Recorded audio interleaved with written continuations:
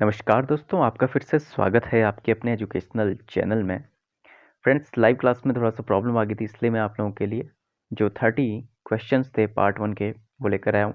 जैसा कि मैंने आप लोगों को बताया कि एकदम मक्खन पेपर ये था इस बार जो एग्ज़ाम हुआ था 2021 में, ठीक है? 31 जैन का ये पेपर है। बाद में भी आप लोगों के ये ज़रूर काम आएगा, जो भी एस्पिरेंट नए इसमें फॉर्म भरेंगे, ठीक है? सीटेट का पेपर देंगे। तो देखिए यहाँ पे, ठीक है, जब पेपर आ जाएगा, अभी तो ये आंसर की हमने फ़ोटो वोटो लेके आज ही क्योंकि पेपर आया है, ठीक है, जब वेबसाइट में आएगा तो फिर हम प्रॉपर्ली उस पर डिस्कस करेंगे। आज मैं आप लोगों को जल्दी से जो मेन क्वेश्चंस हैं 30 क्वेश्चंस एकदम एक्यूरेट है आपके आंसर की, ऑफिशियल आंसर की से आप जब इससे मैच करेंगे तो आपको बिल्कुल पता चलेगा और काफ़ी ईजी पेपर आपका आया था, ठीक है। अगर मेरी सीटेट की प्लेलिस्ट में आपने देखे हो तो ये सारे क्वेश्चन जो हमने कवर कराए थे।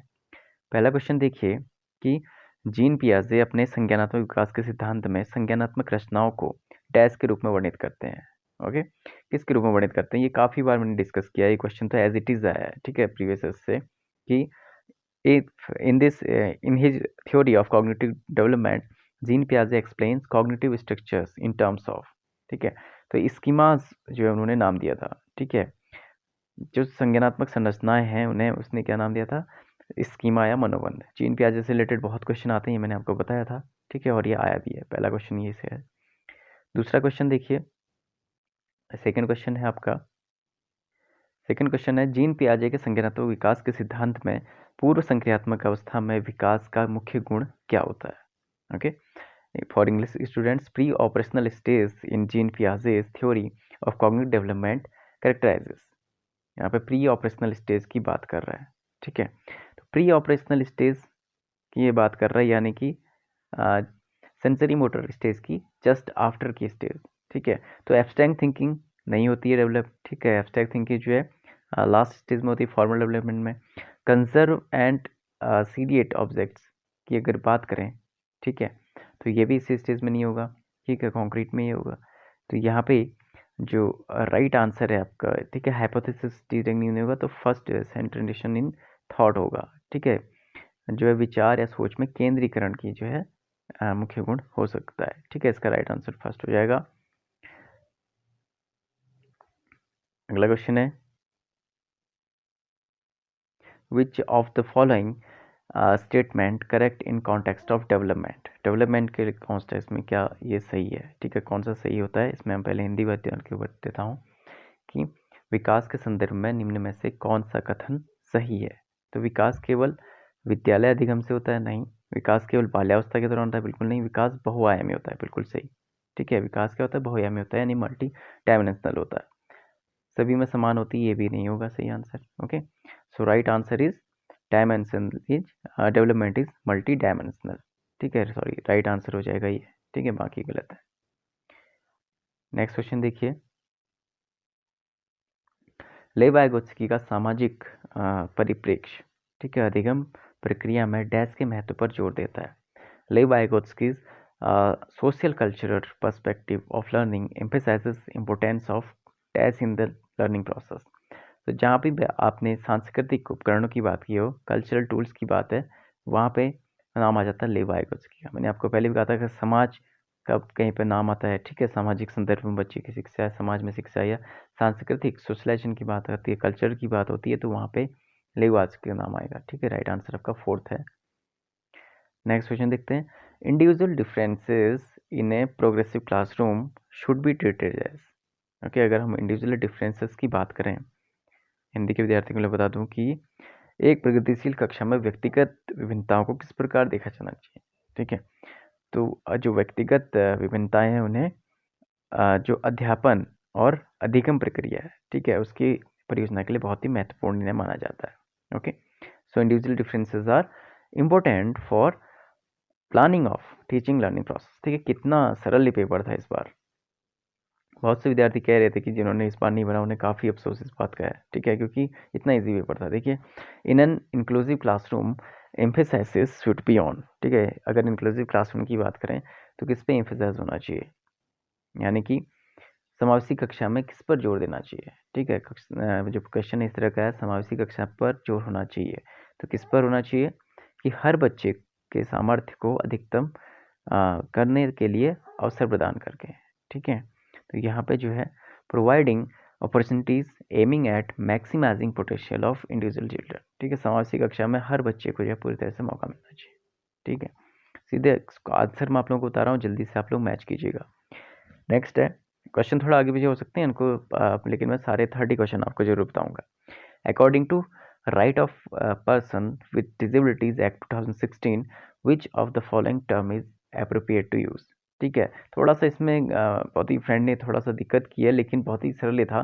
दिव्यांगजन अधिकार अधिनियम 2016 के अनुसार निम्न में से किस शब्दावली का प्रयोग उपयुक्त है, ठीक है। तो इसमें जो शब्दावली थी कि छात्र जिसे शारीरिक दिव्यांगता है, ठीक है। इसको मैं एक्सप्लेन कर दूं आप लोग को। जैसे पहले विकलांगता बोला जाता था, वो वर्ड अब नहीं बोला जाता है, ठीक है, दिव्यांग उसको बोला जाता है। तो राइट आंसर हो जाएगा student with physical disability. Okay, next question देखेंगे। नेक्स्ट क्वेश्चन है sequence of development among children from birth to adolescence. जो क्वेश्चन है आपका इस प्रकार है कि जन्म से किशोरावस्था तक बच्चों में विकास किस क्रम में होता है, ठीक है। बहुत ही कंफ्यूजन वाला बहुत ही फ्रेंड ने माना इस क्वेश्चन को, लेकिन मेरे हिसाब से बहुत ही सरल प्रश्न था। देखिए 4 स्टेजेस है ना जन्म से बच्चों के विकास की, जो मेनली 4 क्रम में होता है। सेंसरी मोटर, ठीक है। अगर आपको हिंदी में प्रॉब्लम आ रही है तो मैं यहाँ से बता देता हूँ आपको। सेंसरी मोटर स्टेज आपने पढ़ी है, कॉन्क्रीट, फिर इसमें इन्होंने जो है एब्स्ट्रैक्ट डाल दिया है, ठीक है। उससे पहले की स्टेज छोड़ दिया बीच में। तो राइट आंसर आपका यही हो जाएगा, पहले सेंसरी स्टेज आएगी, ठीक है, फिर कॉन्क्रीट, फिर यहाँ पे प्री ऑपरेशनल जो है इन्होंने छोड़ी है, फिर कॉन्क्रीट, फिर जो है एब्स्ट्रैक्ट थिंकिंग यानी कि फॉर्मल, ठीक है। एब्स्ट्रैक्ट या फॉर्मल एक ही बात है। तो सांवेदिक मूर्त, फिर अमूर्त, ठीक है। पहले सेंसरी मोटर आती है, फिर कॉन्क्रीट, फिर एब्स्ट्रैक्ट थिंकिंग। इन्होंने यहाँ पे एक स्टेप यानी कि एक स्टेज को स्किप किया था, ठीक है, थोड़ा कन्फ्यूजन करने के लिए। बाकी क्वेश्चन काफ़ी ईजी था। नेक्स्ट देखिए, सृजनात्मकता की पहचान का प्रमुख लक्षण क्या है, ठीक है। Dash is the primary identifying feature of creativity. तो मैंने कब आपको कहा था जहाँ पर क्रिएटिविटी वर्ड आएगा, ठीक है, फीचर उसकी बात करेंगे तो डाइवर्जेंट थिंकिंग होगी, ठीक है। बच्चा जहाँ पर अपना अपसारी चिंतन करने जाता है, ठीक है, यानी कि एब्स्ट्रैक्ट थिंकिंग करने लग जाता है, ठीक है। वो सवालों के हल जो है अपने माइंड में जब करने लग जाए बच्चा, अमूर्त रूप से सोचने लग जाए, ठीक है, प्रॉब्लम सॉल्विंग नेचर उसका आ जाए, तो उसे डाइवर्जेंट थिंकिंग में कहा जाएगा, ठीक है। बहुत ही ईजी प्रश्न था। अगला क्वेश्चन देखते हैं। In order to address learners from diverse background a teacher should, कितना बेसिक क्वेश्चन आया था। विविध पृष्ठभूमियों के अधिगमकर्ताओं को संबोधन करने हेतु एक अध्यापक को, ठीक है, तो क्या करना चाहिए। पहला यहाँ पर सही होगा कि विविध जो विन्यास है, ठीक है, उनसे उधार लेने चाहिए। देखिए सभी के लिए मानकीकृत आंकलन का इस्तेमाल, सभी के लिए एक ही मानकीकृत नहीं कर सकता इस्तेमाल। ऐसे कथनों का इस्तेमाल चाहिए नकारात्मक रूढ़िबद्ध अवधारणा को मजबूत करे। देखें यहाँ पे अगर अवरोध करे तो ये हो जाता सही, लेकिन मजबूत करने की बात कर रहा है। पिता संबंधी मुद्दों पर बातचीत टालनी चाहिए, ये भी गलत है, ठीक है। तो यहाँ पर देखिएगा तो राइट आंसर हो जाएंगे हमारे पहला वाला। Okay, draw examples from diverse setting. Okay, समस्या समाधान क्षमताओं को किस प्रकार सुसाध्य किया जा सकता है। Problem solving abilities can be facilitated bye. So problem solving facilities आप कैसे कर सकते हैं, समस्याओं के हल हेतु अटल प्रक्रिया के इस्तेमाल करके, समरूप के रूपों के इस्तेमाल को बढ़ावा देगा। बिल्कुल सही उत्तर आपका दूसरा है, क्योंकि अगर आप एक ही प्रक्रिया फिक्स्ड जो प्रक्रिया अटल प्रक्रिया फिक्स्ड फिनोमेना अब इंग्लिश में मैं डिस्कस करूंगा तो वहाँ पर हो जाएगा। विद्यार्थियों में डर के होना बिल्कुल गलत है, लगातार अभ्यास और क्रियान्वयन पर ज़्यादा जोर भी नहीं देना, ठीक है। तो राइट आंसर क्या हो जाएगा आपका कि अगर प्रॉब्लम सॉल्विंग एबिलिटीज़ है तो अपने एनालॉगी, ठीक है, एनालॉगीज मतलब अलग डिफरेंट डिफरेंट मेथड आपने यूज़ करनी है। नेक्स्ट क्वेश्चन है इन ए प्रोग्रेसिव क्लासरूम।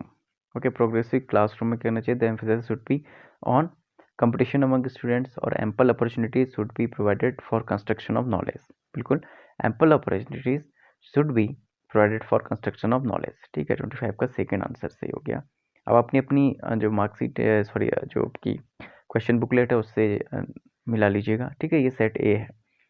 एक गतिविधि के दौरान छात्रों को संघर्ष करते देख एक अध्यापिका बच्चों को संकेत और इशारे जैसे क्या, क्यों, कैसे प्रदान करने का फैसला लेती है। लेवी वाइगोत्स्की सिद्धांत के अनुसार, ठीक है, अध्यापिका की यह योजना अधिगम के लिए पाण आधारभूत संरचना का काम करेगी। जी हाँ, बिल्कुल पहला ही उत्तर यहाँ पे देखिए कितना सरल प्रश्न आया था कि इसके फोल्डिंग का यह प्रश्न था। ठीक है, लास्ट ईयर भी एक प्रश्न आया था दूसरे तरीके से, क्या, क्यों, कैसे, मतलब यहाँ पे उदाहरण दे रही है वो, ठीक है, ताकि बच्चे समझ जाएं। ठीक है, तो इंग्लिश वाले को बता दूं कि after observing the student are struggling to proceed further on an ongoing activity, a teacher decides to provide cues and hints in form of what, why, how. According to Levi's theory, the strategy of teacher will act as scaffolding for learning. आजकल question इससे बहुत ज़्यादा पूछे जा रहे हैं। क्यों पूछे जा रहे हैं scaffolding के? क्योंकि ये करना चाहिए, ऐसा स्कूल में ऐसा माना जाता है। ठीक है, इसलिए जो है ये इस पर बहुत ज़्यादा जोर दिया जा रहा है स्कैफोल्डिंग पे, क्योंकि बच्चा जो है अगर खुद से कोई सवाल नहीं कर पा रहा है तो उसको उदाहरण देकर समझाएं। ठीक है, जिससे वो उस प्रॉब्लम को सॉल्व करने के लिए खुद से सॉल्व कर सके। ठीक है, next question is after getting hurt during a play activity Rohan started crying. Seeing this his father responded, don't behave like girls, boy don't cry. This statement by the father, okay, it is right answer is reflects gender stereotype. okay, क्यों? क्योंकि इस question को समझेंगे। एक खेल क्रिया के दौरान चोट लगने पर रोहन रोने लगा। यह देखकर उसके पिता ने कहा, लड़कियों की तरह व्यवहार ना करो, लड़के रोते नहीं हैं। पिता का यह कथन लैंगिक रूढ़िवादिताओं को दर्शाता है। ठीक है, क्योंकि चोट लगने पर कोई भी रो सकता है। ये क्या है? ये एक तरह से जो लैंगिक रूढ़िवादिता है, ठीक है, जेंडर स्टीरियोटाइप को ये क्वेश्चन, ये बात जो है उसके पिता की, उसको अंकित करती है। ठीक है, तो ये क्वेश्चन भी आजकल अक्सर आते हैं। जेंडर स्टीरियोटाइप से पिछली बार जो 2 क्वेश्चन आए थे, इस बार ही अभी एक क्वेश्चन हमको मिल गया है। ठीक है, नेक्स्ट क्वेश्चन है theory of multiple intelligence emphasises that. Theory of multiple intelligence किस पे एम्फेसाइज करती है, किस पे जोर देती है? Intelligence is in one domain ensures intelligence in all domains, और there are several forms of intelligence. जी हाँ, बिल्कुल सीधे सीधे आपको ये हो गया कि मल्टीपल इंटेलिजेंस की अगर बात कर रहे हैं तो क्या होगा? बहुत सारी क्या होती है, फॉर्म्स होती हैं इंटेलिजेंस की। ठीक है, बहुबुद्धि सिद्धांत जोर देता है कि बुद्धिमत्ता की विभिन्न दशाएं हैं। किसने दिया था बहुबुद्धि सिद्धांत? ये आप कमेंट में बताएंगे। ठीक है, आगे क्योंकि ये पेपर आपका इजी हो गया, इसका मतलब ये नहीं कि आप आगे की तैयारी छोड़ देंगे, यहीं तक तैयारी नहीं है, आगे भी आपको बहुत से एग्जाम देने हैं। ठीक है, टेट एग्जाम में बुद्धि से रिलेटेड बहुत से प्रश्न आते हैं, ये मैं आपको फिर से बता दूंगा। ठीक है, LT लेक्चर के एग्जाम जो आपने देने हैं, और आज तो आपका 29/30 मिनिमम होगा, और किसका 13 मार्क्स आए हैं 30 में से 30, वो भी मुझे जरूर बताइएगा। ठीक है, चलिए लास्ट क्वेश्चन देखते हैं, सॉरी 29 क्वेश्चन देखते हैं, इसके बाद होगा लास्ट। लॉरेंस कोलबर्ग के सिद्धांत के अनुसार किसी कार्य को इसलिए करना क्योंकि दूसरे इसे स्वीकृति देते हैं, नैतिक विकास के चरण को दर्शाता है। तो नैतिक विकास के किस चरण को दर्शाता है? इंग्लिश में हम पढ़ेंगे तो और ज़्यादा क्लियर है आपको। ठीक है, चलिए मैं आपको हिंदी में इसका बता देता हूँ, इसमें मैंने किया था। तो ये प्रथागत होता है, कन्वेंशनल है। ठीक है, तो यहाँ पर जो है ये कन्वेंशनल है। ठीक है, कन्वेंशनल जो है ये होगा, ठीक है, सिद्धांत के अनुसार, जब कि एक दूसरे इससे स्वीकृति दें। ठीक है, नेक्स्ट है, लास्ट क्वेश्चन है, बच्चों के समाजीकरण के संदर्भ में निम्न में से कौन सा कथन सही है? Which of the following is correct in the context of socialisation of children? So विद्यालय सामाजिकरण का प्राथमिक कारक है? बिल्कुल नहीं है, द्वितीयक में आ जाता है। समकक्षी समाजीकरण के लिए प्राथमिक कारक और परिवार समाजीकरण का एक तृतीय कारक है। ओके, नो, परिवार एवं जनसंचार दोनों समाजीकरण के बिल्कुल गलत। विद्यालय समाजीकरण का द्वितीय कारक है और परिवार समाजीकरण का पृथक कारक है, बिल्कुल सही। चौथा प्रश्न, ठीक है, सॉरी चौथा ऑप्शन आपका सीधे सीधे सही हो गया। ठीक है, मैंने ये आपको बार बार जोर देके पहले भी बताया था, जो प्रीवियस पेपर कराए थे ना, कि जो फैमिली है, परिवार है, उसका आस पड़ोस है, वो प्राइमरी में आ गया। ठीक है, पहले वहाँ बच्चा पैदा होता है, वो मैंने आपको डिस्कस किया था, और सेकेंडरी हो गया, उसके बाद वो स्कूल जाता है तो वो सेकेंडरी में आ गया। दूसरी बार वो जब दूसरी स्टेज में वो स्कूल में जाता है अपनी, ठीक है, बड़ा होकर कुछ, तो उसको हम सेकेंडरी में।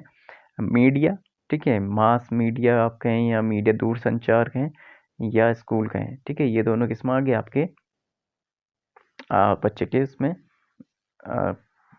ठीक है, सेकेंडरी जो इसमें, ठीक है, एजेंट्स में आ जाएगा, द्वितीय कारक में। तो ये थे 30 प्रश्न, उम्मीद करता हूँ आप लोग को पसंद आए होंगे। पेपर फर्स्ट के, पेपर सेकंड के भी मैं जल्दी लेकर आऊँगा। सो कोई भी क्वेरी हो आपकी, किसी क्वेश्चन में कोई डाउट हो तो आप लोग ज़रूर कमेंट बॉक्स में बताइएगा। तो मिलते हैं आपसे नेक्स्ट वीडियो में। Thank you.